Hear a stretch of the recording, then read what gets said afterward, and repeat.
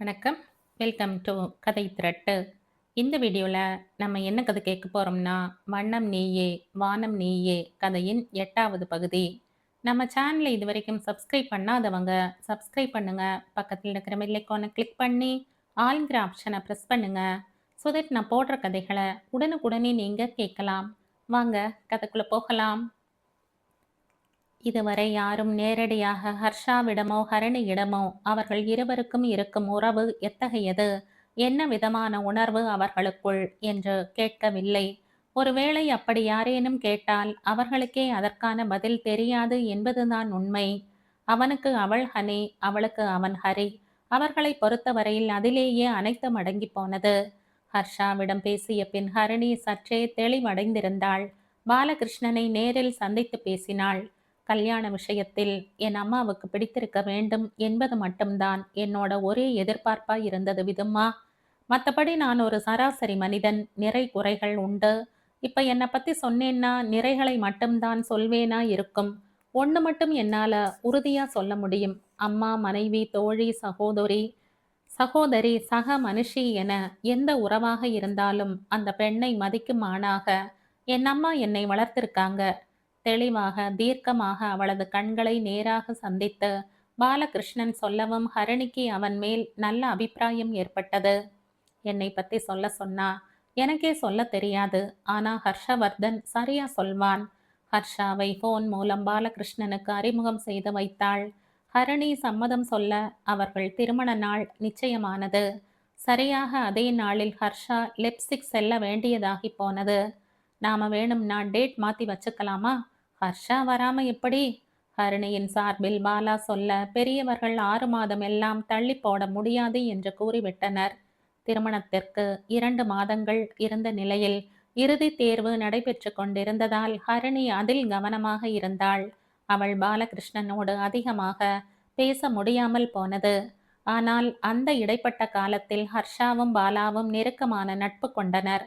ஒரு ராஜகுமாரனாக இப்போது சிறந்த இதய அறுவை சிகிச்சை நிபுணனாக இருப்பவன் கொஞ்சம் கூட கர்வம் இன்றி இலகுவாக பழகுவதை வியந்தான் பாலா. அதே சமயம் சிறு வயதிலேயே தந்தையை இழந்து தாயின் அரவணைப்பில் வளர்ந்து தனக்கென ஒரு அடையாளத்தை உருவாக்கி இருக்கும் பாலாவை பெருமையாக பார்த்தான் ஹர்ஷா. ஹரணி பாலகிருஷ்ணன் திருமணத்திற்கு சாரதாவும் சுவாதிகாவும் 1 வாரம் முன்பே வந்து சேர்ந்தனர். பூர்வியும் வந்து ஐக்கியமானாள். சாரதா ஜெய்ப்பூர் பந்தேரி சில்க் புடவையும் குந்தன் செட்டும் தங்களது பரிசு என்று கொடுக்க, சுவாதிகா மார்பிளில் வேலைப்பாடு செய்த நகைப்பெட்டியை பரிசளித்தாள். ஹரணிக்கு என்ன பிடிக்கும் என்று ஹர்ஷாவிடம் கேட்டு பதில் கிடைக்காமல் நொந்து போன பூர்வி தனது பரிசாக இளையராஜா பாடல்கள் அடங்கிய மியூசிக் பிளேயரை கொடுத்தாள். எல்லோரும் அவரவர் பரிசு பொருட்களை கொடுத்து அதை ஹரணியிடம் பெயருக்கு காட்டிவிட்டு தாங்களே பிரித்து பார்த்து அது குறித்து விவாதித்து சலசலத்து கொண்டிருந்தனர். ஹர்ஷா அண்ணா என்ன கிஃப்ட் கொடுத்து விட்டாங்க பூர்வி? சுகியத்தை கேட்க சுவாதிகா, பிரீத்தி, வரூதினி அனைவரும் ஆர்வம் கொண்டனர். அதுதான் சாரதா ஆன்டி கொடுத்தாங்களே பூர்வி, சமாளிக்க முயன்றாள். அது எப்படி ஷாசா கொடுக்கும் கிஃப்ட் ஆகும் இதுக்கா? ராஜாசா பேர் போட்டு பத்திரிக்கை கொடுத்தாங்க. அது குடும்பத்தினர் சார்பா கொடுக்கும் பரிசு. நான் தனியா கொண்டு வந்தேன்ல. ஷாசா ஒன்றும் கொடுத்து விடலையா? அவர் எப்பவுமே இப்படித்தான், சுவாதிகா சொல்லவும் ஹரிணி இடையிட்டாள். உங்க எல்லாருக்கும் முன்னாடியே எனக்கு ஹர்ஷா கிஃப்ட் கொடுத்தாச்சு. அதனால எல்லாரும் போய் ஒழுங்கா தூங்குங்க என்று அதட்டியவள் இந்நேரம் அவன் ஃப்ளைட் ஏறி இருக்கணுமே என்று தனது மொபைலில் மெசேஜ் எதுவும் வந்திருக்கிறதா என்று பார்த்தாள். அவன் ஃப்ளைட் ஏறிய தகவல் அதில் இருந்தது. அவனுக்கு வாழ்த்து கூறி பதில் மெசேஜ் அனுப்பிவிட்டு உறங்க சென்றாள். ஹர்ஷா அப்படி என்ன பரிசு கொடுத்தான் என்று ஹரிணி செல்லமாக வானர பட்டாளம் என அழைக்கும் இளையவர்கள் விவாதித்து கொண்டிருந்தனர். Bala is a gem, my honey will be happy with ஹிம்னு ஒரு நிறைவு எனக்குள்ள நிறைஞ்சிருக்கு என்று ஹர்ஷா சொன்னதை விட சிறந்த கல்யாண பரிசு வேறு என்னவாக இருக்க முடியும்? ஹர்ஷா மெடிக்கல் டூரில் பயணித்து கொண்டிருக்க ஹரணிக்கோ பாலகிருஷ்ணனுடனான திருமண வாழ்க்கை சீராக நகர்ந்து கொண்டிருந்தது. ஒரு முறை மகளை காண பாரதி வந்திருந்தார். அன்னையுடன் பேசிக் கொண்டிருந்த ஹரணியிடம், விதுமா, ஹர்ஷா லைன்ல இருக்கார், இந்தா என்று அவளிடம் நீட்ட அவள் போனை எடுத்துக்கொண்டு அறைக்குள் சென்று விட்டாள். அவள் பின்னோடு செல்லாமல் அங்கே பாரதியின் அருகிலேயே ஒரு சேரை இழுத்து போட்டு அமர்ந்திருந்தான் பாலகிருஷ்ணன். அது ஹர்ஷாவும் விதுவும் காலேஜ்ல இருந்தே சிநேகிதம். படிப்பு சம்பந்தமாத்தான் பேசிக்குவாங்க. எப்பவும் எங்கே மருமகன் மகளின் நட்பை தவறாக பாவித்து விடுவாரோ என விளக்கம் சொல்ல முற்பட்டார் பாரதி. அத்தை, நான் ஏதும் தவறா நினைச்சுப்பேன்னு நீங்க கவலைப்பட வேண்டாம். கல்யாணம் ஆகிவிட்டதால ஒரு ஆணோ பெண்ணோ அவங்க முத்தைய நட்புகளுக்கு புது எல்லைக்கோடு போடணும் என்பதில் எனக்கு உடன்பாடு இல்ல. அதிலும் ஒரு பொண்ணு தன்னோட ஆண் தோழர்களை விட்டு விடணும் என்று நினைப்பது அவளை அவமதிப்பது போல. விதுவோட லைஃப்ல நான் வருவதற்கு முன் இருந்தே ஹர்ஷா இருந்திருக்கார். ஆனா என்னைத்தான் அவள் கணவனாக ஏற்றுக்கொண்டா. அவள் எனக்கு தந்த அந்த முக்கியத்துவத்தை நான் மதிக்கிறேன். அவங்க நட்பு பற்றிய தெளிவு எனக்கு உண்டு. பாலா இவ்வாறு சொல்லிக் கொண்டிருந்த போது ஹரிணி போன் பேசி முடித்து ஹாலுக்கு வந்து விட்டிருந்தாள். அப்போதுதான் அந்த நொடியில்தான் எப்படி வரும் எப்படி தெரியும் என்று ஆவலாக அறிய விரும்பிய காதலை உணர்ந்தாள் ஹரிணி. ராஜா விஷ்ணுவர்தனுக்கு சற்று உடல்நல குறைவு ஏற்பட ஸ்வாதிகா சாரதாவிற்கு உதவியாக ஜெய்ப்பூரில் இருந்தாள். ஹர்ஷாவுடன் திருமணத்திற்கு அவள் சம்மதம் தெரிவிக்க ஹர்ஷா மெடிக்கல் டூரில் இருந்து வந்ததும் நிச்சயம் செய்துவிட தீர்மானித்தனர். முன்னதாக ஹரிணியின் திருமணம் நிச்சயிக்கப்பட்டதுமே சாரதா மகனிடம் நேரடியாக கேட்டு விட்டிருந்தார். இதுல கேக் என்னம்மா இருக்கு? என் மனசுல சுவாதி தானே எப்பவும் இருக்கா? மகன் இயல்பாக சொல்லவும் சாரதா நிம்மதியடைந்தார். ஆனால் எல்லாவற்றிற்கும் நேரம் காலம் என்று ஒன்று வர வேண்டுமே. பேரனின் திருமணம் குறித்த கவலைகள் நீங்கிவிட மகிழ்ச்சியாக இரவு படுக்க சென்ற ராஜா விஷ்ணுவர்தன் நீண்ட நித்திரையில் ஆழ்ந்து விட்டிருந்தார். வியட்நாமில் இருந்த ஹர்ஷா தகவல் அறிந்ததும் உடனே புறப்பட்டு வந்திருந்தான். அந்த நேரம் ஒரு கான்ஃபரன்ஸுக்காக ஷில்லாங் சென்றிருந்தாள் ஹரிணி. அவள் அதில் ஒரு ஆய்வை சமர்ப்பிக்கவிருந்தாள். அவளோடு பாலகிருஷ்ணனும் உடன் சென்றிருந்தான். சுவாதியால் அவர்களை தொடர்பு கொள்ள முடியவில்லை. ராஜா விஷ்ணுவர்தன் மறைவுக்கு பின் ஹர்ஷாவின் மூத்த பெரியப்பா ராஜாவாக பொறுப்பேற்று கொண்டார். ஹர்ஷாவை அவனது மெடிக்கல் டூரை தொடருமாறு ஆலோசனை சொல்லவும் ராணி மற்றும் சாரதாவின் அனுமதி பெற்று அவனும் விடை பெற்றான். ஒரு வாரம் சென்ற பின் சென்னை திரும்பிய ஹரிணி தகவல் அறிந்து சுவாதியை தொடர்பு கொண்டாள். விதுக்கா, பூபாசா அத்தையின் கணவர் ஷாசாவை கிளம்ப சொல்லிட்டார்.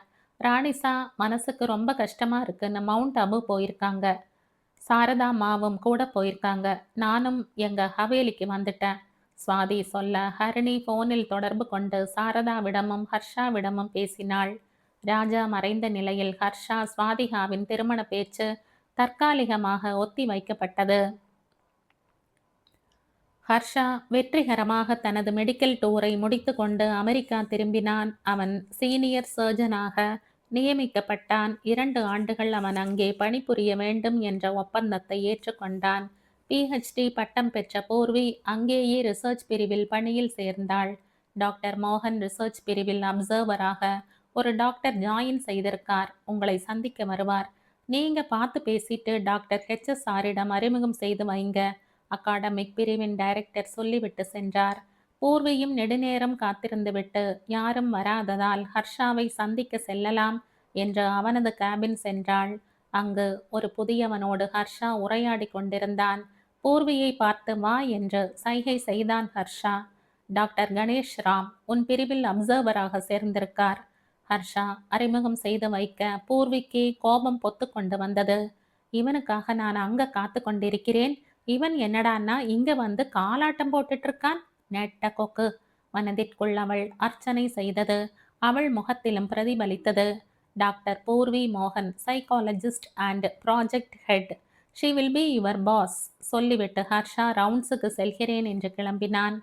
கணேஷ் ராம் அமைதியான சுபாவம் கொண்டவன்தான். ஆனால் ஏனோ பூர்வியை பார்த்ததும் அவனுக்குள் குறும்புத்தனம் புகுந்து கொண்டது. கன்னத்தை பாரு, பேரை போலவே பூரி மாதிரி புஸ்ஸுன்னு இருக்கிறத. இந்த குள்ள கத்திரிக்காய் எனக்கு மாசா. மனதில் நினைத்தவன் சம்பிரதாயமாக அவளை பார்த்து சிரிக்க பூர்வியோ பதிலுக்கு முறைத்தாள். டாக்டர் HSR ரவுண்ட்ஸ் போகும்போது அவர் கூட போகணும். இப்படி திருவிழாவில் தொலைந்து போன மாதிரி முழிச்சுக்கிட்டு இருக்கக்கூடாது. பூர்வி சொல்லவும் இப்போது கணேஷ் அவளை பார்த்து முறைத்தான். மெடிக்கல் டூர் சென்று வந்த பின் டாக்டர் HSR என்ற பெயர் இதய சிகிச்சை பிரிவில் சிறப்பாக பேசப்பட ஹர்ஷாவின் கீழ் மேற்படிப்பு செய்யும் ஆசை கணேஷ் ராமிற்கு. ரிசர்ச் பிரிவில் ப்ராஜெக்ட் செய்தால் மேற்படிப்புக்கான இடம் எளிதில் கிடைக்கும். எனவே அங்கே ரிசர்ச் பிரிவில் சேர்ந்திருந்தான். தனது அன்னையின் தோழி டாக்டர் மீனலோசனியின் அறிமுகத்தின் பேரில் நேரடியாக ஹர்ஷாவை சந்தித்தான் கணேஷ் ராம். டாக்டர் மீனலோசனியின் பெயரை கேட்டதும் அவருக்கு செலுத்தும் மரியாதையாக கணேஷை ஹர்ஷா வரவேற்றாலும் அவன் பூர்வியை சந்திக்காமல் நேரடியாக தன்னை சந்தித்ததை விரும்பவில்லை. எனவேதான் பூர்வியை முன்னிறுத்தி அவனுக்கு அவள்தான் பாஸ் என்றிருந்தான். அன்று ஹர்ஷா அறுவை அரங்கத்தில் இருக்க கணேஷ் அங்கே பூர்வியின் ஆணைப்படி ப்ராஜெக்ட் சம்பந்தமான நோட்ஸ் எடுத்து கொண்டிருந்தான். தனது ஹாஸ்பிட்டல் மொபைலுக்கு ஏதும் போன் கால் வந்தால் சர்ஜரியில் இருப்பதாக கூறுமாறு கணேஷிடம் சொல்லிவிட்டு சர்ஜரி செய்ய சென்றான் ஹர்ஷா. ஹர்ஷாவிடம் 2 போன்கள் உண்டு. ஒன்று ஹாஸ்பிட்டல் போன், மற்றொன்று பர்சனல். ஹர்ஷா குறிப்பிட்டது என்னவோ ஹாஸ்பிட்டல் போனைத்தான். அவனது பர்சனல் போன் சைலண்டில் தான் இருக்கும். திரை ஒளிர்ந்தாலும் யாரும் எடுக்க மாட்டார்கள். முக்கியமானவர்களுக்கு அவன் ஹாஸ்பிட்டல் போன் நம்பரும் தெரியும் என்பதால் ஏதேனும் அவசரம் என்றால் அதில் அழைப்பர். அப்போது ஹர்ஷாவின் பர்சனல் போன் வைப்ரேஷனில் சத்தமின்றி சிணுங்க திரையில் ஹனி என்ற பெயரை பார்த்த கணேஷ் போனை அட்டன் செய்தான். Hi honey, Ganesh Ram here. Boss is in surgery. Any message என புதிய குரல் கேட்கவும் ஹரணி யார் இவன் என்று ஒரு நொடி திகைத்து போனாள். ஹர்ஷாவின் பர்சனல் மொபைலை வேறு யாரும் எடுத்து பேசியதில்லை. இதுவரை அவளது ஹரியை தவிர யாருமே ஹனி என்று அவளை அழைத்ததும் இல்லை. பாலாவே ஹனின்னு என்னை கூப்பிட்டது இல்லை. யார் இவன் என்ற ஆர்வத்தில் மிஸ்டர் ராம் என அவள் சொல்லவும் அவன் டாக்டர் கணேஷ் ராம் என்று திருத்தினான். Oh, okay doctor Ram, thanks for the information என்று அவள் சொல்ல அவளது ராமில் ஈர்க்கப்பட்டவன் அவள் பெயரைப் போலவே அவள் குரல் இனிமையாக உள்ளது என்றான். பின்னர் ஹர்ஷாவிடம் பேசும்போது யார் அந்த ராம் என்று கேட்டாள் ஹரிணி. ஹர்ஷா அவன் பின்புலம் எல்லாம் சொல்லி என்ன விஷயம் என்று கேட்க அவன் ஹர்ஷாவின் பர்சனல் போனை அட்டன் செய்து தன்னிடம் பேசியதை ஹரிணி சொன்னாள். மறுநாள் ஹர்ஷாவின் ருத்ர அவதாரத்தை பார்த்தான் கணேஷ் ராம். அவர் போனை அட்டன் செய்து தகவல் தானே சொன்னேன், அதுக்கு ஏன் இவ்வளவு கோபப்படுகிறார்? பூர்வியிடம் புலம்பினான். உன்னை யார் அண்ணாவோட பர்சனல் போனை எடுக்க சொன்னது? அதுவும் அக்காவோட காலை அட்டன் செய்து வச்சிருக்க. பூர்வியும் வசை பாடினாள். நாள் முழுவதும் இருவரும் ஒன்றாகவே ப்ராஜெக்ட் வேலைகளை செய்வதால் பூர்வியும் கணேஷும் சகஜமாக உரையாடி கொண்டார்கள் என்றாலும் டாம் அண்ட் ஜெரி போல முறைத்து கொண்டேதான் இருந்தனர். ஹனின்னு பேரை பார்த்ததும் பாஸோட ஸ்வீட் ஹார்ட்டாத்தான் இருக்கும்னு நினைச்சேன். அதான் இவ்வளவு கோபம் போல. ஆனாலும் பாஸ் இஸ் லக்கி, அவ்வளோ ஸ்வீட் வாய்ஸ் அவளுக்கு. கணேஷ் சொல்லிக்கொண்டே போக எம்பி அவனது தலையில் நறுக்கென ஒரு குட்டு வைத்தாள் பூர்வி. நீ சொன்னது மட்டும் அண்ணா காதுல விழுந்தது, உன்னை சம்ஹாரம் செய்திடுவார். ஏதும் உளறி வைக்காம ஒழுங்கா வேலையை மட்டும் பாரு. அப்புறம் அக்காவை மரியாதை இல்லாம பேசாத. சுட்டு விரலை நீட்டி அவனை எச்சரித்தாள். ஆனால் இது கணேஷ் ராமின் மண்டையில் ஏறியதாக தெரியவில்லை. இந்த பூரி மசாலா ஆர்டர் செய்தா நாங்க உடனே கேட்டு விடணுமா? அப்போதைக்கு அலட்சியம் செய்தாலும் ஹர்ஷாவிடம் சற்று கவனமாகவே இருந்தான். அன்று விடாமல் மழை பெய்து கொண்டிருந்தது. இரவு நேர பணியில் இருந்த ஹரணி எமர்ஜென்சி ஏதும் இல்லாததால் மழையை ரசித்து கொண்டிருந்தாள். அந்த மருத்துவமனையில் மயக்க மருந்தியல் துறை நிபுணராக அவள் சேர்ந்து ஓரிரு வாரங்களே ஆகியிருந்தன. அவளுக்கு கீழ் 2 பயிற்சி மாணவர்கள் பணியில் இருந்தனர். மழைனா உனக்கு ரொம்ப பிடிக்கும்னு ஹர்ஷா சொன்னார். நமக்கு கல்யாணமாகி 6 மாசம் ஆச்சு. ஆனா நாம சேர்ந்திருக்கும் போது மழையே வரல. பாலா வருத்தமாக சொன்னது அவளுக்கு நினைவு வந்தது. அது ஏனோ என் வாழ்வில் முக்கிய தருணங்களில் என்னுடனே கை கோர்த்திருக்கும் நீ என் திருமணத்திற்கு வரவில்லை. ஹரியும் வரலை, நீயும் வரவில்லை. அவன் வந்தாத்தான் நீயும் வருவியோ? மழையிடம் ஊடல் கொண்டாள். பாலகிருஷ்ணன் தொழில் நிமித்தம் பெங்களூர் சென்றிருந்தான். மறுநாள் காலை புறப்பட்டு மதியம் போல திரும்பி விடுவதாக சொல்லி சென்றான். நாளை வருகிறாயா? பாலா சந்தோஷப்படுவார். மழையிடம் அவள் சொல்ல ஜன்னல் வழியே சில் என்ற சாரல் அவள் மேல் சிந்தியது. அன்று இரவு டியூட்டியில் எமர்ஜென்சி ஏதும் வராததால் ஹரணி ஓய்வாகவே இருந்தாள். சிறு சிறு வேலைகளை அவளது ஜூனியர்கள் செய்தனர். அதிகாலை நேரம். இன்னும் அரை மணி நேரத்தில் அவளது பணி முடிந்துவிடும். பாலா ஏதும் மெசேஜ் கொடுத்திருக்கிறானா என்று தனது போனை பார்த்தாள். இரவு அவன் அனுப்பியிருந்த குட் நைட் மெசேஜ் மட்டுமே இருந்தது.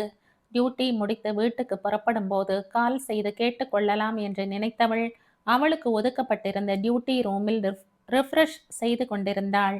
அப்போது அவளது டியூட்டி ஃபோன் ஒலிக்க ஒரே ரிங்கில் எடுத்து பேசினாள். Ma'am, mass casualty. இங்கு ஒரு மல்டிபிள் இன்ஜுரி பேஷண்ட்டுக்கு இன்டுபேஷன் பொருத்துவது சிரமமாக இருக்கும் போல தெரியுது. மேம், நீட் யுவர் ஹெல்ப் என்ற எமர்ஜென்சியில் பணிபுரியும் மருத்துவர் சொன்னதும் விரைந்து எமர்ஜென்சி அறையை அடைந்தாள் Harini.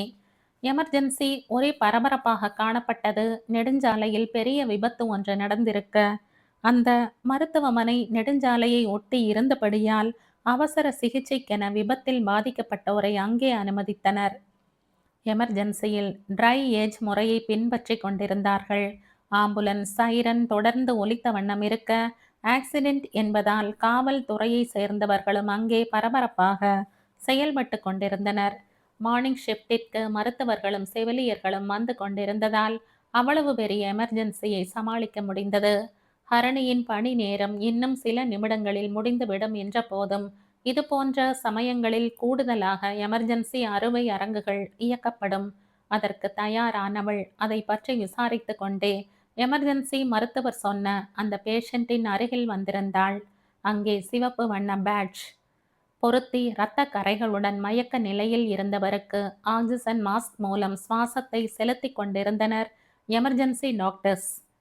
Chest injury ma'am, cardio thoracic டீமுக்கு கால் செய்திருக்கோம், நிறைய இன்ஜுரிஸ் என்று எமர்ஜென்சி மருத்துவர் சொல்ல, கை உறை அணிந்தபடியே செயற்கை சுவாச கருவியை பொருத்த வேண்டிய உபகரணங்களை எடுத்துக்கொண்டு பேஷண்டின் அருகில் சென்றவள் முகத்தில் வைத்திருந்த மாஸ்கை விலக்க, அந்த முகம் பார்த்து நிலை குலைந்து தள்ளாடினாள்.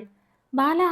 அவளது குரலின் நடுக்கத்தையும் தள்ளாட்டத்தையும் கண்டு மேலும் இரு மருத்துவர்கள் உதவிக்கு வர ஒரு கணம் கண்களை இறுக மூடினாள். விபத்தில் பாதிக்கப்பட்ட எத்தனையோ நோயாளிகளை பார்த்திருக்கிறாள் தான். இரத்த வெள்ளத்தில் உயிருக்கு போராடி கொண்டிருக்கும் அவர்களுக்கு செயற்கை சுவாசம் அளித்து சிகிச்சை அளித்திருக்கிறாள் தான். ஆனால் காதல் என்றால் என்ன என்று அவளுக்கு உணர்த்தியவனை, அவள் கரம் பிடித்து வாழ்நாள் முழுவதும் உடன் வருவேன் என அக்னி சாட்சியாய் வலம் வந்தவனை இப்படி ஒரு கோலத்தில் காண்போம் என்றோ, தான் படித்த மருத்துவத்தை அவன் மீதே பயன்படுத்தும் நிலை வரும் என்றோ நினைத்து கூட பார்த்திருப்பாளா? பொதுவாக மருத்துவர்கள் தங்களின் குடும்பத்தாருக்கோ பிரியமானவர்களுக்கோ மருத்துவம் பார்ப்பதில்லை. அங்கே உணர்ச்சிகளுக்கு இடம் அளிக்காமல் மருத்துவனாய் மட்டும் அவர்களால் செயல்பட முடியாது என்பதால். ஆனால் அவளுக்கு அப்போது வேறு வழி இல்லை. தாமதிக்கும் ஒவ்வொரு நொடியும் உயிர் பிழைக்கும் வாய்ப்பை குறைக்கும் என்ற நிலை. அவளால் மட்டுமே அங்கே உயிர் காக்கும் செயற்கை சுவாசத்தை அளித்திட முடியும். திரைக்கு பின்தான் எங்கள் பணி. பல நேரம் நோயாளிகளுக்கு எங்களை அடையாளம் கூட தெரியாது. ஆனால் லைஃப் சேவிங் ஹர்ஷாவிடம் தனது துறையை பற்றி சிலாகித்து சொன்னவள் தான் செய்த பணியை மிகவும் நேசித்தாள்.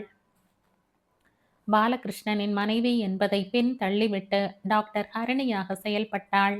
அவள் செயற்கை சுவாசம் பொருத்திவிட கார்டியாக் சர்ஜனும் வந்துவிட்டிருந்தார். வென்ட்ரிக்கல் ரப்சர், இதய சுவற்றில் விரிசல் doctor. We have to shift to theatre அவர் சொல்லவும் அதற்கான மற்ற ஏற்பாடுகளையும் செய்தாள். ஹரணியின் கணவர் விபத்தில் அடிபட்டு அவசர அறுவை சிகிச்சைக்கு கொண்டு செல்லப்படுகிறார் என்று அறிந்ததும் ஹரணியின் துறை தலைமை மருத்துவர் உடனடியாக அங்கே வந்து அவளிடம் இருந்து பொறுப்பை ஏற்றுக்கொண்டு அவளை பணியில் இருந்து விடுவித்தார். அங்கே விபத்தில் பாதிக்கப்பட்டோர் நிறைய பேர் அட்மிட் ஆன வண்ணம் இருந்தபடியால் அனைவரும் பிஸியாக இருந்தனர். ஹரணி, நீ ஒரு டாக்டர். இந்த சிச்சுவேஷனை நான் உனக்கு எக்ஸ்பிளைன் செய்ய தேவையில்லை. It's massive ventricle rupture. உனக்கு தெரியும் அதனுடைய risk. I am very sorry, but இதில் நீ சைன் செய்ய வேணும் என்ற ஒரு படிவத்தை நீட்டினார் அவளது சீனியர் மருத்துவர். உயிர் பிழைக்க வாய்ப்புகள் மிக குறைவாக இருக்கும் பட்சத்தில் அறுவை சிகிச்சை பலன் அளிக்காமல் அறுவை அரங்கிலேயே உயிர் பிரிய நேரலாம் என மருத்துவர்கள் கருதினால் அதை நோயாளியின் உறவினருக்கு எடுத்து சொல்லி ரிஸ்க் எடுத்து அறுவை சிகிச்சை மேற்கொள்ள சம்மதம் பெறுவதுண்டு. டிஓடி கன்சென்ட் என்று இதை சொல்வார்கள். இப்படியான சூழ்நிலைகள் மிக மிக அரிது. இதுவரை ஹரணி மேற்கொண்ட அறுவை சிகிச்சைகளில் யாரிடமும் இந்த படிவத்தில் கையெழுத்து வாங்கியதில்லை. ஆனால் இன்று முதல் முறை அவளை அதில் கையொப்பம் இடும் நிலை ஏற்பட்டது. ஆபரேஷன் தியேட்டரின் கதவுகள் மூட அங்கே டாக்டர் லவுஞ்சில் அவளை அமர செய்தனர் அவளது ஜூனியர்கள்.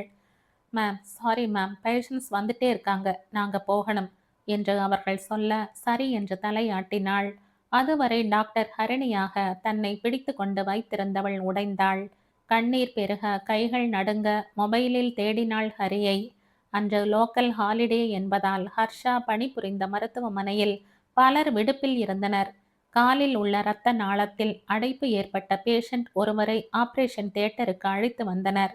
ஜூனியர் சர்ஜன் அனைவரும் விடுப்பில் இருந்ததால் சிறிய ஆபரேஷன் என்ற போதும் எமர்ஜென்சி என்பதால் ஹர்ஷா தானே அறுவை சிகிச்சையை செய்ய தொடங்கினான். ஏற்கனவே ஹர்ஷாவின் கோபத்தை சம்பாதித்து கொண்டிருந்த கணேஷ் அவனிடம் நற்பெயர் வாங்க எண்ணி விடுமுறை என்ற போதும் ஹர்ஷாவுடன் அறுவை அரங்கம் வந்திருந்தான். ஹர்ஷா முக்கிய கட்டத்தை முடித்து விட்டிருந்த நிலையில் அவனது பர்சனல் போன் வைப்ரேஷனில் சிணுங்க ஹனி என்று உணர்ந்தது. பூர்வி அவ்வளவு எடுத்து சொல்லியும் ஹர்ஷாவின் கோபத்தை அறிந்தும் ஏனோ ராம் என்றழைத்த அந்த குரலின் இனிமையை கேட்கும் ஆவல் அவனுள் மிகவே போனை எடுத்து ஹலோ சொன்னான் கணேஷ். ராம் ராம் ராம் தானே? அன்று இனிமையாக ஒலித்த குரல் இன்று வலியில் துடித்தது. ஹரி ஹரி எங்கே ராம்? ஹரி கிட்ட சீக்கிரம் போனை கொடு ராம் ப்ளீஸ். அவளது கதறலில் ஆடிப்போனான். சர்ஜரி முடிந்திருந்தாலும் ட்ரெஸ்ஸிங் செய்ய வேண்டியிருந்ததால் ஸ்க்ரப் உடையிலே இருந்த ஹர்ஷாவின் செவிகளில் ஓடி வந்து போனை பொருத்தினான் கணேஷ். ராம் இவன் என்ன செய்கிறான் என்ற எரிச்சலாய் ஹர்ஷா திரும்ப அங்கிருந்த மற்றவர் கணேஷின் செய்கையை கண்டு திகைத்தனர். ஹரி ஹரி என்று செவிகளில் ஒலிக்க அதிர்ந்த கணேஷை திரும்பி பார்த்த ஹர்ஷா அவசரமாக கை உறையை அவிழ்த்து போனை கிட்டத்தட்ட பிடுங்கியே விட்டிருந்தான். கணேஷ் ராமின் கண் அசைவில் ஏதோ அவசர போன் கால் என்று உணர்ந்து கொண்ட ஸ்டாஃப் நர்ஸ் ட்ரெஸ்ஸிங் செய்யும் பொறுப்பை தனதாக்கிக் கொள்ள ஹர்ஷா அதற்குள் அறுவை அரங்கின் வெளியே வந்து ஹனி ஹனிமா என்னடா என்னாச்சு என்று பதறினான். ஹரி ஹரி இங்க சீக்கிரம் வா ஹரி, பாலாக்கு ஆக்சிடென்ட், பாலாவை காப்பாத்து ஹரி, உன்னால மட்டும்தான் அவரை காப்பாற்ற முடியும். ஹரி டிஓடி வாங்கியிருக்காங்க ஹரி, எனக்கு அவர், நீங்க சீக்கிரம் வா ஹரி. நிலை குலைந்து சாய்ந்து கொண்டிருக்கும் கோபுரமாய் பரிதவிப்புடன் ரட்சிக்கவா என்று அவனை அழைத்த அவளின் கதறலில் செய்வதறியாது உறைந்து போய் நின்றிருந்தான் ஹனியின் ஹரி. வங்கக்கடலில் குறைந்த காற்றழுத்த தாழ்வு மண்டலம் உருவாகி இருப்பதால் சென்னை, திருவள்ளூர், காஞ்சிபுரம் மாவட்டங்களில் அடுத்த 24 மணி நேரத்தில் இடியுடன் கூடிய கனமழை பெய்யக்கூடும் என சென்னை வானிலை ஆராய்ச்சி மையம் தெரிவிக்கின்றது. இதனால் மீனவர்கள் யாரும் கடலுக்குள் டிவியை அணைத்து விட்டிருந்தான் பாலகிருஷ்ணன். மழை பெய்யவிருக்கிறதாமே சென்னையில், காண வேண்டும். மழையை கண்டு குதூகலிக்கும் அவள் முகத்தை ஆசை தீர காண வேண்டும். அவன் மனம் பரமரத்தது. ஹரணி அன்றிரவு பணியில் இருப்பதை அறிந்தவன் அதிகாலை அவளது பணி முடிந்ததும் அவள் கிளம்பி வரும்போது அவள் முன் நின்று அவளுக்கு சர்ப்ரைஸ் கொடுக்க எண்ணினான். மீட்டிங் முடிய நைட் 10 மணி ஆகிடும் விதுமா. அன்று மதியம் மீட்டிங் தொடங்கும் முன் அவளுக்கு ஃபோன் செய்திருந்தான். அப்போ அங்கே ஹோட்டலில் நைட் தூங்கி எழுந்து மார்னிங் டிஃபன் சாப்பிட்டுட்டு கிளம்புங்க பாலா, லஞ்சுக்கெல்லாம் வீட்டுக்கு வந்துடலாம், நைட் ட்ராவல் எல்லாம் வேண்டாம் அவள் சொல்லி இருந்தாள். கேட்டிருக்க வேண்டுமோ அவன்? அப்படி கேட்டிருந்தால் இனி எப்போதும் அவள் முகத்தை காணவே முடியாத நிலை ஏற்பட்டிருக்காதோ? அப்போது மணி இரவு 11 ஆகியிருந்தது.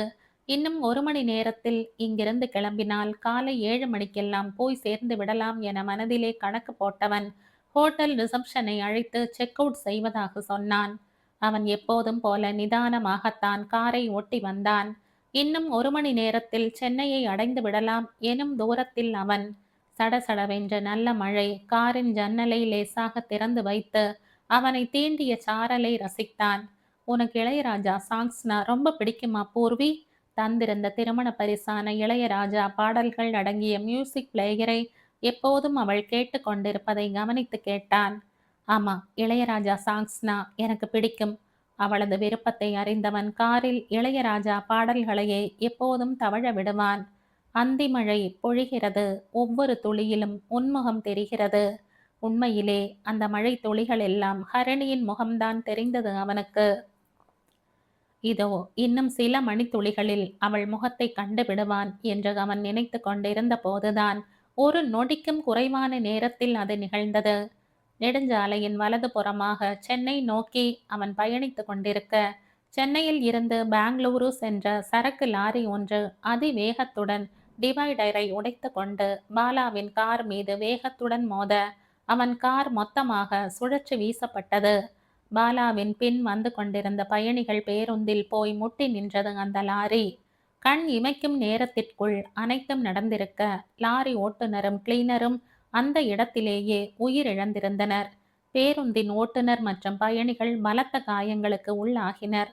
பாலாவின் கார் சுழற்சி வீசப்பட்ட போதும் அவன் சீட் பெல்ட் அணிந்திருந்ததால் காரின் உள்ளேயே பலத்த காயங்களுடன் மயங்கி போயிருந்தான். உடனடியாக ஹைவே பெட்ரோல் அருகாமையில் உள்ள ஆம்புலன்ஸ், மருத்துவமனைகள் மற்றும் காவல் நிலையத்திற்கு தகவல் கொடுக்க அனைவரும் உடனடியாக அங்கே வந்து சேர்ந்திருந்தனர். போக்குவரத்து தடைப்பட்டிருக்க பொதுமக்களும் அந்த அடைமழையை பொருட்படுத்தாது விபத்தில் பாதிக்கப்பட்டோருக்கு உதவிகள் புரிந்தனர். கார் அப்பளமாக நொறுங்கி விட்டிருந்த நிலையில் பாலகிருஷ்ணன் காரில் இருந்து மீட்கப்பட்டான். உடனடியாக பாராமெடிக் வந்து சோதனை செய்து இன்னும் உயிர் இருப்பதாக சொல்லி அவசரமாக ஆம்புலன்ஸில் ஏற்றினர். ஒரு கணம் எதுவும் புரியாமல் விழித்து கொண்டு நின்றான் கணேஷ். ராம், என்னவாயிற்று? பாஸின் ஹனிக்கு ஏதோ பெரிய பிரச்சனை போலவே. டாக்டர், நீங்க சைன் செய்யறீங்களா? ஸ்டாஃப் நர்ஸ் நோயாளியை வார்டுக்கு மாற்றும் உத்தரவு படிவத்தை அவன் முன் நீட்டவும் தான் ஸ்மரணை பெற்றான். இல்ல, நான் எப்படி என்ற திணறியவன் ஹர்ஷாவை தேடி சென்றான். கணேஷ், ராம் அங்கே சேர்ந்து கிட்டத்தட்ட 3 மாதங்கள் ஆகியிருந்தன. இந்த 3 மாதங்களில் அவன் ஹர்ஷாவை பார்த்து பிரமிப்பு அடையாத நாளே இல்லை எனலாம். அவன் அதுவரை ஹர்ஷாவை பற்றி கேள்விப்பட்டது எல்லாம் ஒன்றுமே இல்லை எனும்படி அவனது திறமையையும் ஆளுமையையும் கண்டு வியந்தான். மிகவும் சிக்கலான சவாலான சர்ஜரிகளை கூட மிகுந்த கம்பீரத்துடன் அதே சமயம் கவனத்துடன் அவன் அணுகுவதை ஒரு ரசனையுடனே பார்த்திருப்பான். ஹர்ஷாவை தனது குருநாதனாக வரித்து கொண்டிருந்தான். அவனது ஆதர்ச குருவை முற்றிலும் உடைந்த நிலையில் திக்கு தெரியாத காட்டில் இருட்டில் சிக்கிக் கொண்டவனாய், துடுப்பில்லாத தோணியில் அலை கடலில் தத்தளிப்பவனாய் பார்த்தவனுக்கு என்ன செய்வதென்று புரியவில்லை. அவனது ஹனிக்கு என்ன நேர்ந்தது? அவளது வலியில் இவன் அல்லவா இப்படி துடித்து கொண்டிருக்கிறான்? போனை கையில் பிடித்தபடி வெறித்து கொண்டிருந்தவனை அணுகவே அவனுக்கு சற்று அச்சமாக இருந்தது. உடனே அவன் மூளையில் பொறி தட்ட பூர்விக்கு போன் செய்து விஷயத்தை சொன்னான். அவள் உடனே வருவதாகவும் ஹர்ஷாவிடம் என்ன என்று கேள் என்றும் சொல்லவே தைரியத்தை வரவழைத்து கொண்டு ஹர்ஷாவின் அருகில் சென்றான். பாஸ் என்று அவன் 2-3 முறை அழைத்தும் ஹர்ஷாவிடம் அசைவே இல்லை. ஹர்ஷாவின் தோளை மெல்ல தட்டவும் திடுக்கிட்டு நிமிர்ந்தாள். அவன் பார்வையில் தெரிந்த பரிதவிப்பில் கணேஷும் ஆடிப்போனான். அச்சமயத்தில் அங்கே வந்து சேர்ந்தாள் பூர்வி.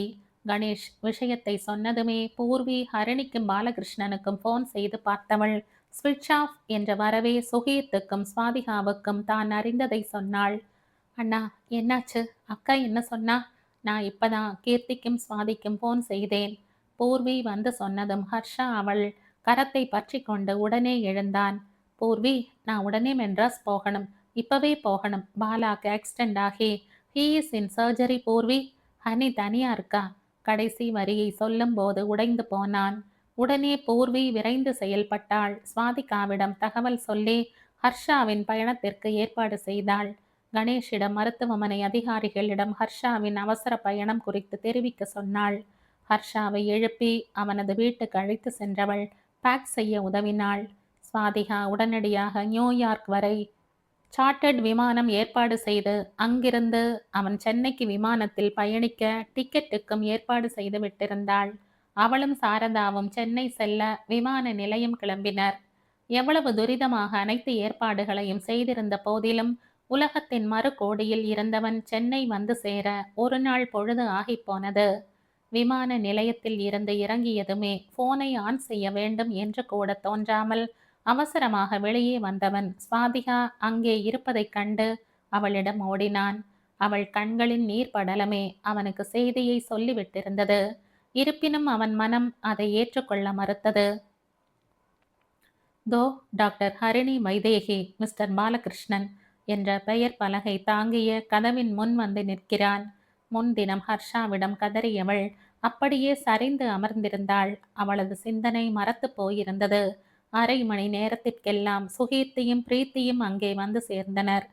தங்கைகள் இருவரும் கலவரத்துடன் கண்ணீர் வடிக்க அவர்கள் முன்னிலையில் தைரியத்தை வரவழைத்து கொண்டு அவர்களை ஆறுதல் படுத்தினாள். ஹரணி, பைபாஸ் ஆஃப் செய்ய முடியல. We are trying our best. அவளது சீனியர் வந்து சொல்லவும் உள்ளூர சில்லிப்பை உணர்ந்தாள். ஹரி, எங்க இருக்க ஹரி? அவள் மனம் தவித்தது. போனில் கலங்கிய கல்யாணிக்கும் பாரதிக்கும் ஆக்சிடென்ட் ஆகியதால் ஒரு சர்ஜரி செய்து கொண்டிருக்கிறார்கள் என்ற தைரியம் சொல்லி அவர்களை சமாதானம் செய்தாள். I am sorry Harini. அவளது சீனியர் டாக்டரும் கார்டியாக் சர்ஜனும் அவளிடம் வருத்தம் தெரிவிக்க, அக்கா அப்படின்னா என்னாச்சக்கா, மாமாவுக்கு என்னாச்சக்கா என்ற தன்னை உலுக்கிய தங்கைகளை வாரி அணைத்து கொண்டாள். சுகி, ப்ரீ, நீங்க பிரேவ் கேர்ள்ஸ் ஆச்சே. அக்காவுக்கு நிறைய ஃபார்மாலிட்டிஸ் கம்ப்ளீட் செய்ய வேண்டி இருக்கு. எல்லாருக்கும் விஷயத்தை நீங்க ஃபோன் செய்து சொல்வீங்களா? அத்தைக்கும் அம்மா அப்பாக்கும் வருக்கும் இப்போதைக்கு எதுவும் சொல்ல வேண்டாம். ஹரிணி மெல்ல ஒவ்வொரு வார்த்தையாய் உதிர்க்க சகோதரிகள் ஓவென அழ ஆரம்பித்தனர். அதற்குள் விஷயம் அறிந்து ஹரிணியின் ஜூனியர்கள் சிலர் அங்கே வந்து சேர்ந்தனர். தனது சகோதரிகளை அவர்கள் பொறுப்பில் ஒப்படைத்தாள். ஆக்சிடென்ட் என்பதால் காவல்துறை சம்பந்தமான நடைமுறைகள் மற்றும் மருத்துவமனை நடைமுறைகள் எல்லாவற்றிற்கும் அவள்தான் சென்று கையெழுத்து போட வேண்டியதாயிருந்தது. மேடம் அவளது கைகளை பிடித்து கொண்டனர் அங்கிருந்த பணியாளர்கள். மேடமோட சார்னு சொன்னாங்க. எங்களால் தாங்க முடியல. மருத்துவமனையில் யாரேனும் உயிரிழந்தால் உரிய முறையில் உடலை தயார் செய்து உறவினரிடம் ஒப்படைக்கும் பணியாளர்கள் அவர்கள். ரொம்ப தேங்க்ஸ், ஹரணி அவர்களிடம் சொல்ல அனைவரின் கண்களிலும் அருவி. நான் போய் பார்க்கவா? அங்கிருந்த பொறுப்பாளரிடம் அனுமதி கேட்டாள். ஐயோ மேடம், நீங்க என்கிட்ட பெர்மிஷன் கேட்குறீங்களே, அவர் பதறினார். நிம்மதியான நிறைவான ஒரு உறக்கத்தில் இருப்பது போல இருந்தது அவன் முகம்.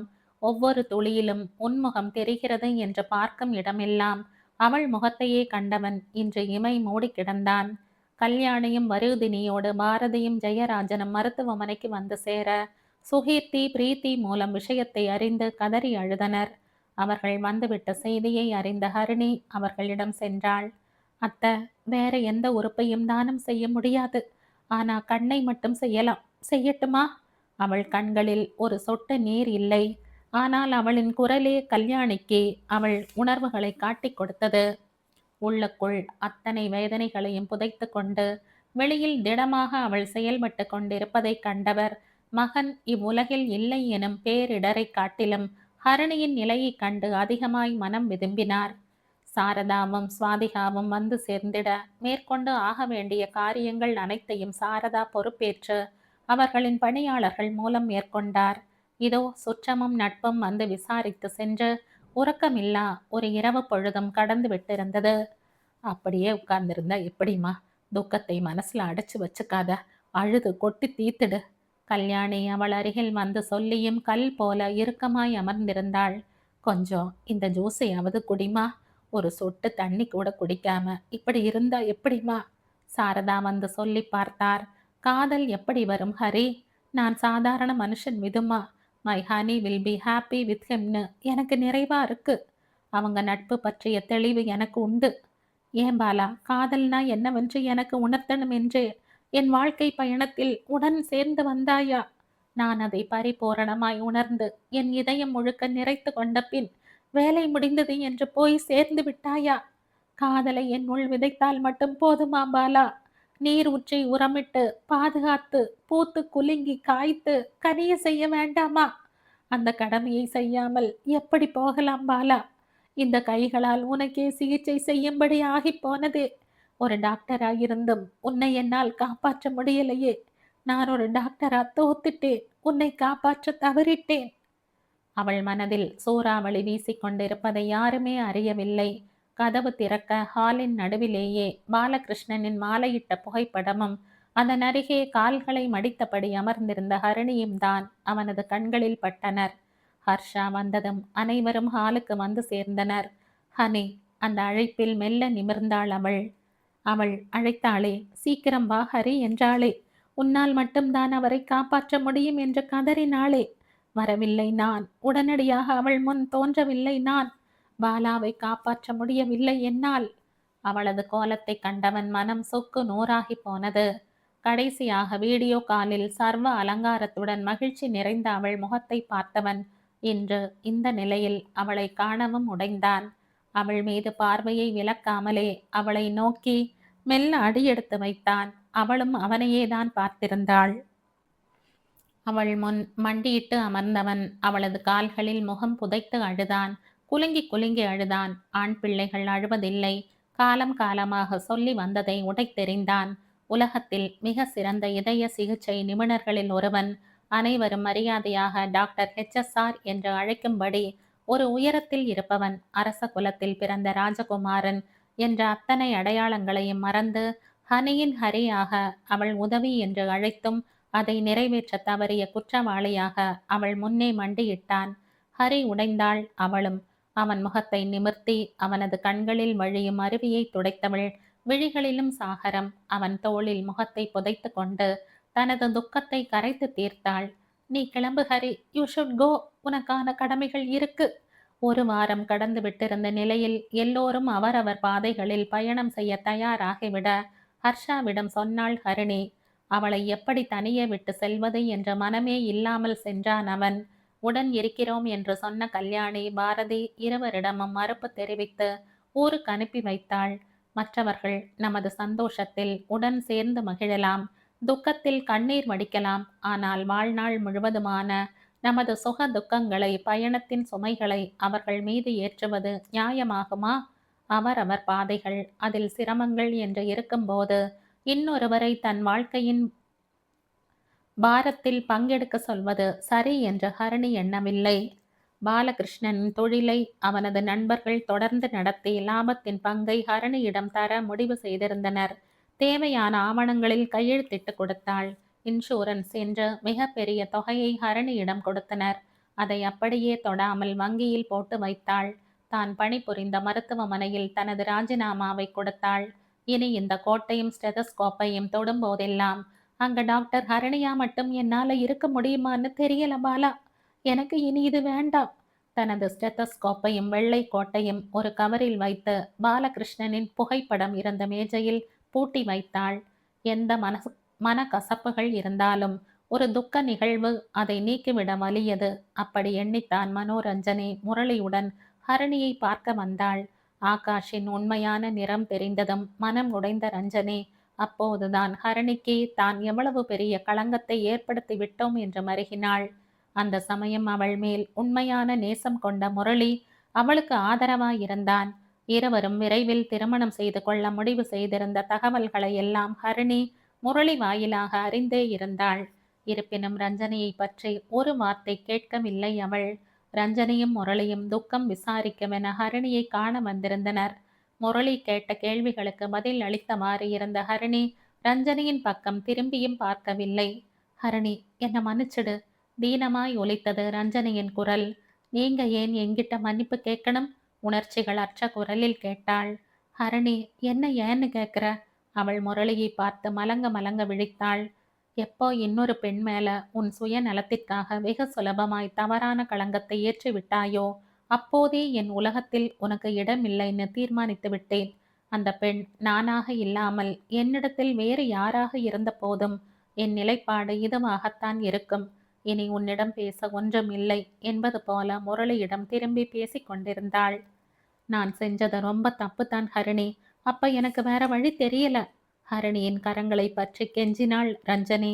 ஒரு நிமிஷம் என்னோட இடத்துல உன்னை நிறுத்திப்பார், அப்புறம் சொல்லு என்ற தனது கைகளை விலக்கி கொண்டாள். தலையை குனிந்தபடியே ஏதும் சொல்லாமல் மௌனமாயிருந்தாள் ரஞ்சனி. உன் மேரேஜுக்கு என்னால் வர முடியாது முரளி.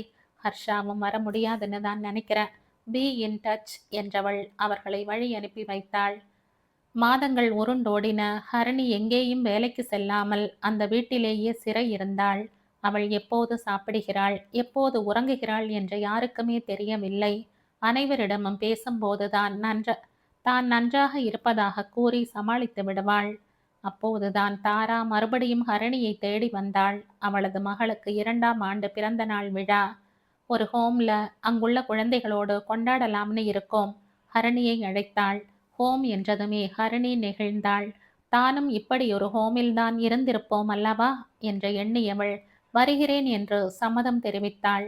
அந்த ஹோமில்தான் எத்தனை குழந்தைகள், அம்மா அப்பா உறவுகள் குடும்பம் என்றால் என்ன என்று தெரியாமல் போனாலும் மகிழ்ச்சியோடு தங்கள் வாழ்வின் ஒவ்வொரு நாளையும் நன்றியோடு கொண்டாடினார்கள்.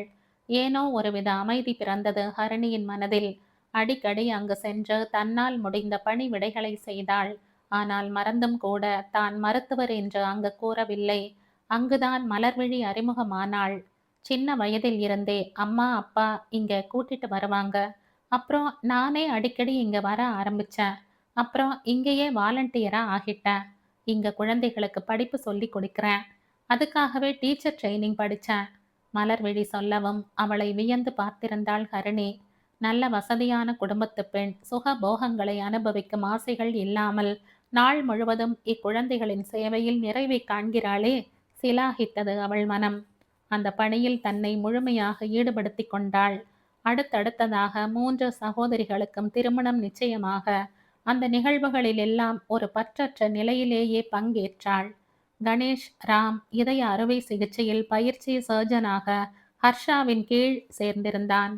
பாலா மாமா இஸ் நோ மோர் பூர்வி கணேஷின் தோள்களில் சாய்ந்து அழுததில் அந்த பாலா மாமா யார் என்று தெரியாவிடனும் ஹர்ஷாவிற்கும் ஹனிக்கும் ஏதோ நெருங்கிய சொந்தம் என்று அனுமானித்து கொண்டான். மேற்கொண்டு அவர்கள் அதை பற்றி விவாதம் செய்யவில்லை. ஆனால் எப்போதும் ஒரு புன்னகையோடு ஒரு துடிப்போடு வலம் வரும் ஹர்ஷாவில் ஜீவன் இல்லாமல் ஒருவித இயந்திரத்தன்மை குடிகொண்டதை கணேஷ் நன்றாகவே உணர்ந்தான். ஹர்ஷா எப்போதும் சற்று கடுமையாகத்தான் இருப்பான் என்ற போதிலும் அது நோயாளிகளின் நலன் பேணுவதில் எந்த குறையும் இருக்கக்கூடாது என்பதில்தான் இருக்கும். ஆனால் இப்போது எடுத்ததற்கெல்லாம் சிடுசிடுத்தான். டாக்டர், HSRக்கு என்னாச்சு? அவர் சர்ஜரியில ஒரு குறையும் சொல்ல முடியாது. ஆனா முன்ன மாதிரி இல்லையே, he has become so arrogant என்று வெளிப்படையாகவே உடன் பணியாற்றும் மருத்துவர்கள் மற்றும் நர்ஸ்கள் முணுமுணுப்பதை கணேஷ் கேட்டுக்கொண்டுதான் இருந்தான்.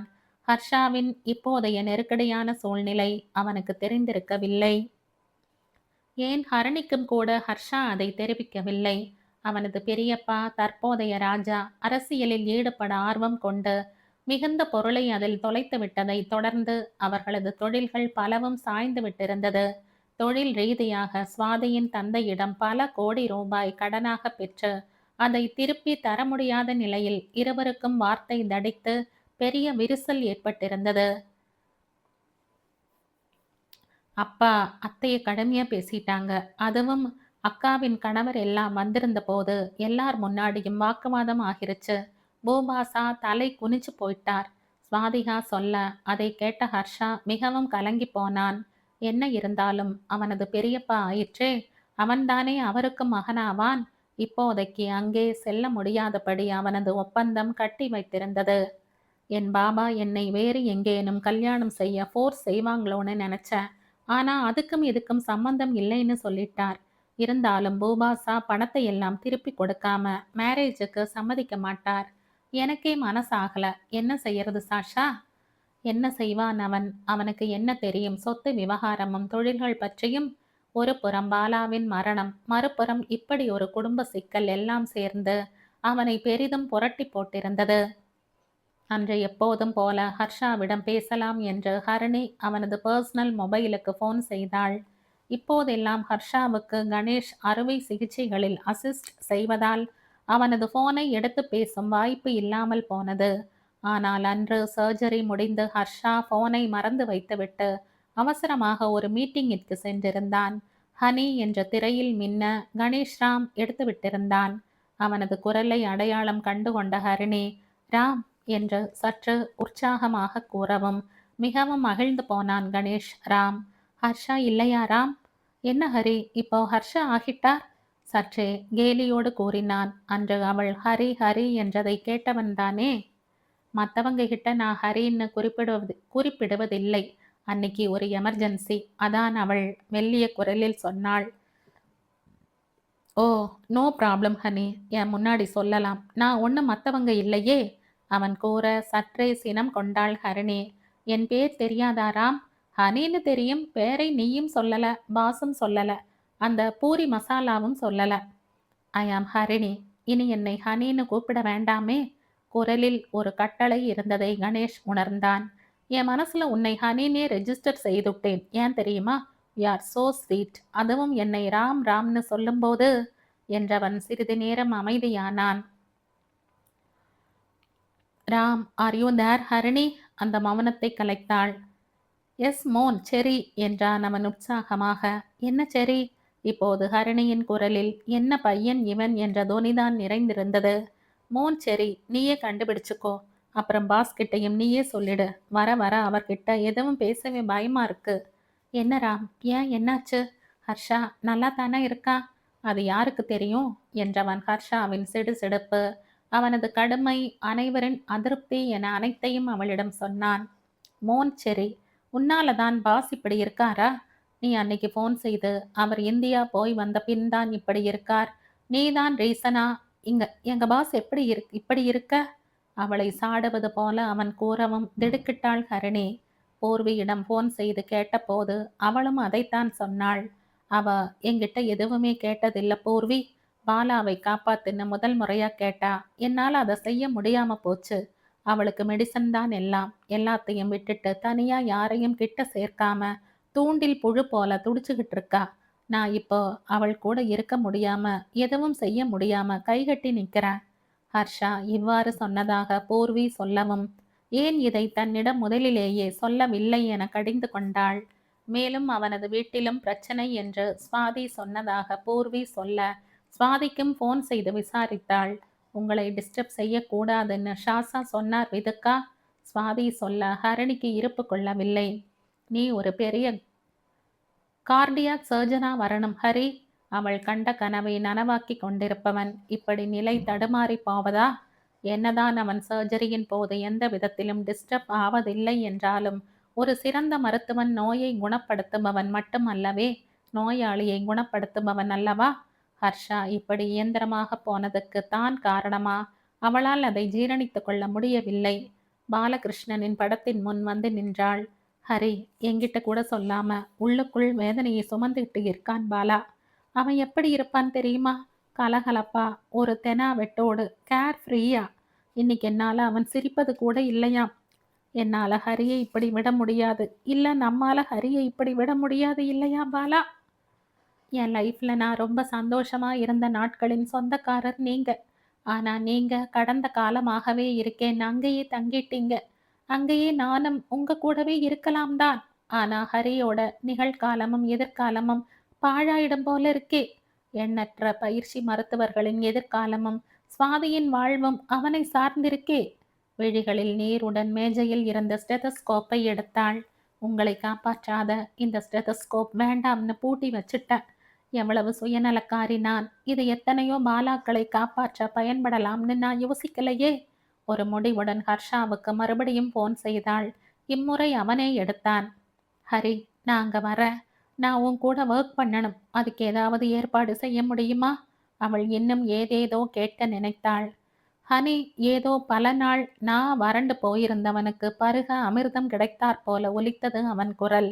அடுத்த 20வது நாள் அவன் அறுவை சிகிச்சை செய்ய அந்த அரங்கில் அனஸ்தீஷியா பக்கம் சீனியர் கார்டியாக் அனஸ்தடிஸ்டின் மேற்பார்வையில் அவள் அனஸ்தீஷியா கொடுத்தாள். மே ஐ ஸ்டார்ட் என்று சம்பிரதாயமாக அவன் கேட்கவில்லை. ஸ்க்ரப் உடைகளில் மாஸ்க் அணிந்திருந்த அவன் முகம் அவள் புறம் சற்றே திரும்ப, இவள் இமை மூடி திறக்கவும் மளமளவென அவன் சர்ஜரி செய்தான். அவளுக்கு இதய அறுவை சிகிச்சையில் குறைந்த பயிற்சியே இருந்தது. இருப்பினும் அவனது ஒவ்வொரு அசைவையும் உணர்ந்து அதற்கேற்ப செயல்பட்டாள். எப்போதும் அந்த அறுவை அரங்கம் சலசலப்பாகவே இருக்கும். ஆனால் அன்று பூர்வி தவழ விட்டிருந்த இசையோடு மானிட்டரின் பீப் சத்தம் சங்கமித்து ஒலிக்க, ஹர்ஷாவின் அடுத்த மூவிற்கு கணேஷும் அழகாய் ஈடு கொடுக்க, ஹரிணி அனைத்தையும் சீராக ஒருங்கிணைக்க, துரிதமாகவும் துல்லியமாகவும் ஆபரேஷன் நடைபெற்றது. 4 சாம்பர்ஸ் சகாப்தம் ஆரம்பமானது. நமது இதயத்தில் 4 அறைகள் உள்ளன. அதனை ஆங்கிலத்தில் சேம்பர்ஸ் ஆஃப் தி ஹார்ட் என்பர். ஹரணி அங்கே வந்ததும் ஹர்ஷாவிடம் உடனடியாக தெரிந்த இந்த மாற்றத்தை கண்டு வியந்தான் கணேஷ் ராம். ஒவ்வொரு நாளும் சர்ஜரிக்கு செல்வதே மிகவும் பிடித்தமாக இருந்தது. பூர்வியின் முயற்சியால் நோயாளிகளின் மனோநிலைகளும் மிக சீராக இருந்து வந்தன. டாக்டர் HSR டீம் கை வைத்தாலே சக்சஸ் என்று சொல்லும் அளவிற்கு அவர்களது கூட்டு முயற்சி நற்பெயர் பெற்றது. கரம் மசாலா, நீ ஒரு படிப்ஸ்னு கேள்விப்பட்ட? பேசுறதுக்கே காசு கேட்பியாம். இப்ப எப்படி லவுட் ஸ்பீக்கரா மாறிட்ட? ஒரு மாலை பொழுதில் அனைவரும் சற்று ஓய்வாக இருந்த வேளையில் கேட்டாள் பூர்வி. மோன்செரி என்னை ஸ்வீட்டா ராம்னு கூப்பிட்டதும் தான் அவன் ஹரணியை பார்த்து கண்ணடித்து சொல்ல, ஹர்ஷா அவனை உறுத்து ஒரு பார்வை பார்க்க ஹரணியின் பின்னால் ஒளிந்து கொண்டான். ஹ, உன் ஜம்பமெல்லாம் அண்ணா முன்னாடி புஸ்ஸுன்னு போயிடும். பூர்வி சிரிக்க ஹரிணியும் மெல்ல புன்னகைத்தாள். ஹரிணி பூர்வியின் வீட்டிலேயே அவளோடு தங்கியிருந்தாள். இருவரும் நிறைய பேசினார்கள். பூர்வி அவளது பெற்றோரின் இழப்பு, அதன் பின் ஏற்பட்ட மன அழுத்தம், அதிலிருந்து தான் மீண்டு வந்தது என அனைத்தையும் பகிர்ந்து கொண்டாள். ஓய்வாக இருந்த நேரங்களில் வாழ்க்கையின் தத்துவம் குறித்த புத்தகங்களை படித்தாள் ஹரிணி. மனிதர்கள், அவர்கள் வாழ்க்கை பயணங்கள், இவற்றை எல்லாம் கவனித்தாள். இன்னொரு ஜீவனின் வலியை, வேதனையை, பிணியை நீக்கி அவர்கள் முகத்தில் நிம்மதியையும் சிரிப்பையும் வரவழைக்கும் வரம் தனக்கு கிடைத்திருப்பது எப்படிப்பட்ட ஒரு பேறு என பரிபூரணமாக உணர்ந்தாள். ஹர்ஷா, பூர்வி, கணேஷ்ராம் மூவரும் ஹரிணியின் ஒரு அசைவிற்கே கட்டுப்பட்டனர். 3 வெவ்வேறு புள்ளிகளாக இருப்பவர்களை இணைக்கும் கோடாக செயல்பட்டாள். ப்ராஜெக்டுகள், ஜேர்னல், கட்டுரைகள் என அனைத்தையும் ஒன்றாகவே செய்தனர். எப்போதும் எல்லா ரிசர்ச் பேப்பரிலும் உங்க 4 பேரும் சேர்ந்துதான் இருக்குமா? யாரோ கேட்டதற்கு, நாங்க 4 சேம்பர்ஸ் ஆஃப் தி ஹார்ட் போல. எங்களோட துறைகள் வேறு வேறாக இருந்தாலும் ஒரே துடிப்பில் செயல்படுவோம் என்று பூர்வி பதில் அளிக்க, 4 சேம்பர்ஸ் என்று இவர்களை மருத்துவ உலகம் செல்லமாக அழைத்தது. ஹரிணி அங்கே 2 வருட ஃபெல்லோஷிப் சேர்ந்திருந்ததால் தனது ஒப்பந்தத்தை மேலும் 1 வருடம் நீட்டித்திருந்தாள் ஹர்ஷா. ஊர்ல பிரச்சனையா இருக்கே ஹரி, நான் போய் மட்டும் என்ன செய்வேன்? எனக்கு எதுவும் புரியாது. பெரியப்பா இன்னும் ஏதோ கட்சி கூட்டங்களுக்கெல்லாம் போறாராம். ஜேசாஸ் ஜாஸா 2 பேரும் பாலிடிக்ஸ்ல இறங்கி இருக்காங்களாம். இப்போதைக்கு பிஸ்னஸ் மட்டுமே பாதிச்சிருக்கு. மற்றபடி எல்லாத்தையும் என் தாத்தா பாதுகாப்பு செய்துட்டு தான் போயிருக்கார். அம்மா கிட்ட பேசினேன். என்ன ரொம்ப தாம் செலவுகள் எல்லாம் செய்ய மாட்டாங்க. அண்ட் எங்க மேரேஜ் தான் இப்போதைக்கு நடக்காது. அது பார்த்துக்கலாம்டா. சுவாதி என்ன சொல்றா? அவளோட விதுக்காவை நல்லா பார்த்துக்கணுமாம், நேரத்துக்கு சாப்பிட வைக்கணுமாம், தூங்க வைக்கணுமாம் சொல்லிவிட்டு மெல்ல சிரித்தான். சுவாதிகாவின் கள்ளம் கபடமற்ற அன்பில் நிறைவாக புன்னகைத்தாள் ஹரிணி.